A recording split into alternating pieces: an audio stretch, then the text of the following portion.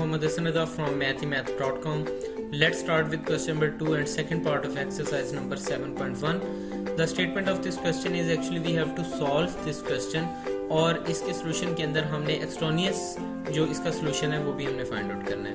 तो जैसा कि हमारे पास ये जो क्वेश्चन है ये आपको स्क्रीन पे नज़र आ रहा है। इसके अंदर हम सब जब इसके सोल्यूशन की बात आ रही है तो सोल्यूशन का ये मतलब है कि इसके अंदर जो वेरिएबल x है x की वैल्यू को हमने फाइंड आउट करना है। तो इसके लिए हम सबसे पहले तो ये करते हैं कि ये जो -2 है इसको इक्वल साइन के दूसरी साइड पर ले जाते हैं, तो ये इस साइड पर आके +2 हो जाएगा। अब ये देखें ये जो रूट है क्यूब रूट है एक्चुअली, तो ये यहाँ पे 3 यहाँ पे बड़ा छोटा सा इसकी इस नोब के ऊपर लिखा हुआ है। तो इसका ये मतलब है कि ये हम इसे यहाँ पे इसकी पावर यानी 2x - 4 की पावर 1/3 करके लिख सकते हैं। अगर यहाँ 4 हो तो इसका मतलब है 1/4 लिखेंगे, अगर 5 हो तो 1/5 लिखेंगे, और अगर कुछ भी ना हो तो हम इसे 1/2 लिखेंगे।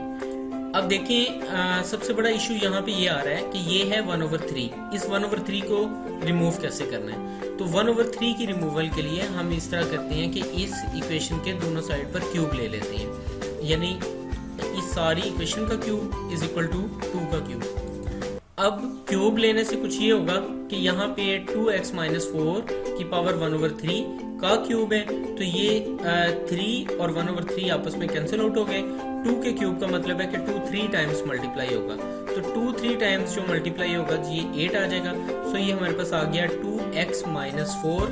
ये हमने क्यूब रूट लेके इसकी 1/3 को यहाँ पे ख़त्म कर दिया, यानी क्यूब रूट को क्यूब से ख़त्म कर दिया। तो ये हमारे पास 2x - 4 इज इक्वल टू 8 आ जाएगा।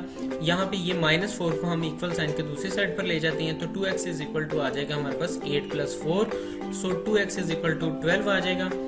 और क्योंकि हमने x की वैल्यू को यहाँ से कैलकुलेट करना है तो 2 और x मल्टीप्लाई हो रहे हैं, 2 इक्वल साइन के दूसरी साइड पर जाके डिवाइड हो जाएगा। सो ये हमारे पास आ जाएगा x is equal to 12/2 that is equal to 6।